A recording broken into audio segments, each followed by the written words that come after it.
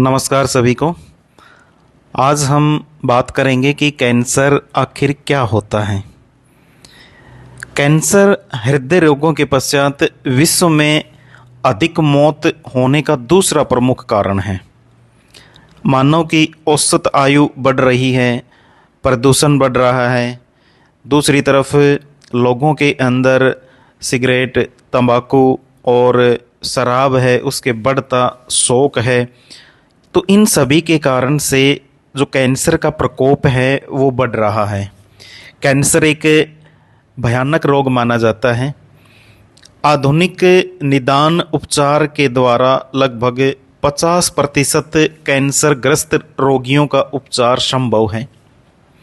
अगर बात की जाए तो 1960 के दशक में लगभग 40% रोगियों की ही आगामी 5 वर्षों तक जीवित रहने की संभावना होती थी, लेकिन उसको आज के वर्तमान संदर्भ में देखा जाए तो इनकी संख्या बढ़कर लगभग 60% तक पहुंच गई है।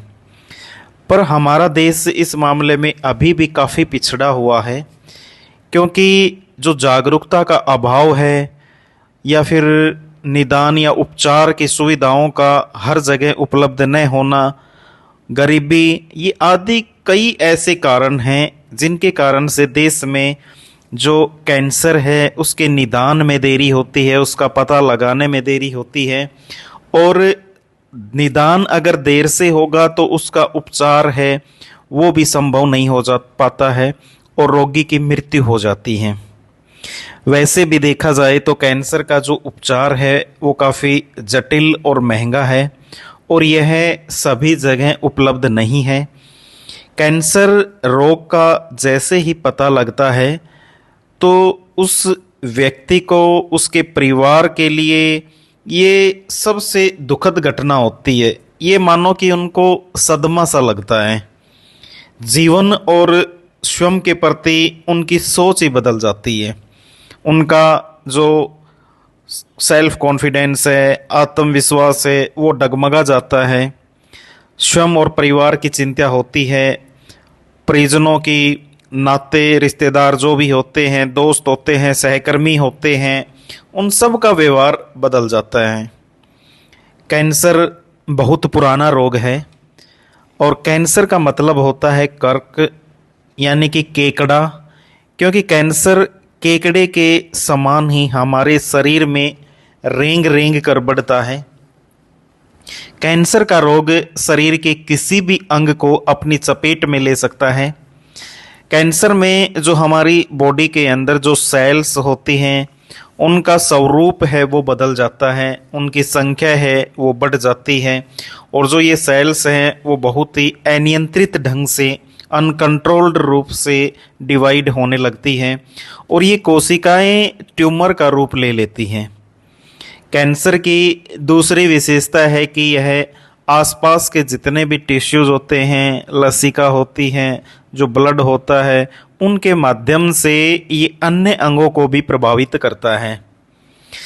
मुख्यतः कैंसर 3 प्रकार का हो सकता है। एक तो होता है कार्सिनोमा। कार्सिनोमा होता है यदि जो कैंसर की शुरुआत है वो एपिथेलियल टिश्यू से होती है तो उसको कार्सिनोमा बोलते हैं। एक होता है सार्कोमा। सार्कोमा में क्या होता है, यदि कैंसर है वो हमारी जो इंटरनल मेसोथेलियम सेल्स होती हैं, जैसे कि बोन्स हो गई, मसल्स हो गई, उनमें होता है तो उसको सार्कोमा बोलते हैं।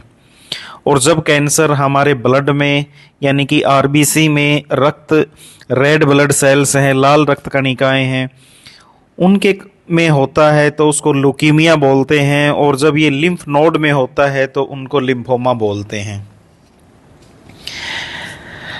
बेहतर चिकित्सा सुविधाओं और उत्तम जीवन शैली के साथ ही जो मनुष्य की औसत आयु बढ़ रही है, जिससे कि जो हमारी आबादी है उसमें जो वृद्ध व्यक्ति है उनका अनुपात भी बढ़ रहा है और साथ ही साथ हमारी जो आधुनिक जीवन शैली है उसमें प्रदूषण बढ़ रहा है। हमारा जो लाइफस्टाइल बदल रही है, सेडेंट्री लाइफस्टाइल हो रही है, हमारा खान पान, इन सभी के कारण से जो कैंसर रोगियों की संख्या में भी बढ़ोतरी हो रही है।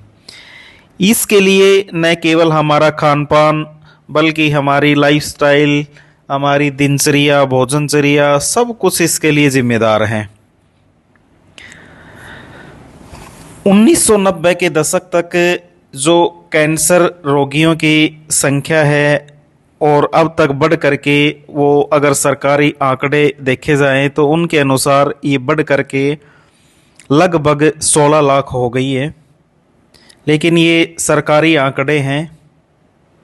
हर वर्ष हमारे देश में 5 लाख नए कैंसर रोगियों का पता लगता है और रोग का निदान होने पर उपचार के बावजूद इनकी जो औसत आयु है वो 3 वर्ष तक होती है। अनुमान है कि प्रत्येक वर्ष जो कैंसर के करीब लगभग 3 लाख रोगी हैं उनकी मौत हो जाती है।